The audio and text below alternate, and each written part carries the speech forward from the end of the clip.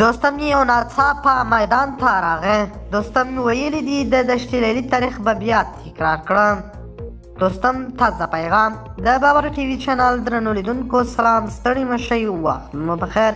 هیله لرم چې جوړ او روغ به یې. په سر کې یادونه کوم که باور ټي وي چینل مو نه وي سبسکرایب کړی، په درنښت سره باور ټي وي چینل سبسکرایب کړئ.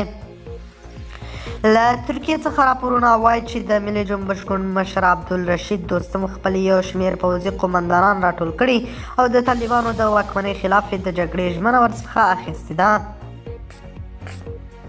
د راپورونو په اساس په دې راټولېدونکي ادعا کړې چې په دغه جګړه کې به د دشت لیلی تاریخ بیا تکرار کړي. معلومه نه ده چې دوستم په دغه ادعا شوي وسلوالو فعالیتونه د خپل ګوند کوم بل ادرس تر چتر لاندې پیل کړي. نوموړي روانه اونۍ د جمهوري نظام له سقوط وروسته په لومړي ځل د حزب وحدت ګوند له مشر محمد محقق سره د خپلې لیدنې عکسونه خپاره کړي وه.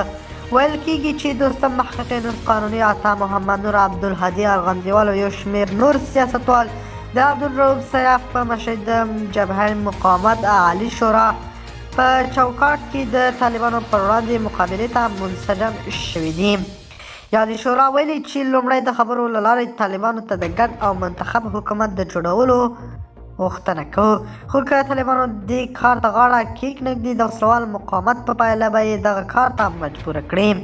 خو د طالبانو حکومت ویلي دي چې موږ په افغانستان کې د قوت ټولې جزیرې له منځه وړي دي، هیڅ زورواکی هم په افغانستان کې شتون نه لري او نه به هم شتون پیدا کړي. طالبانو ویلي موږ پخواني نظامیانو ته او یا هم سیاسي مشرانو ته په دغې حکومت کې ونډه نشو ورکولی، ځکه هغه ټول افغان ولس وپېژندل چې څنګه خپل ولس تنها پرېښود او لاړل وتښتېدل. د باور ټي وي چینل درنو لیدونکو دا و زموږ ته دې مهال چمتو کړی خبر د الله په امان تر بیا ښې چارې.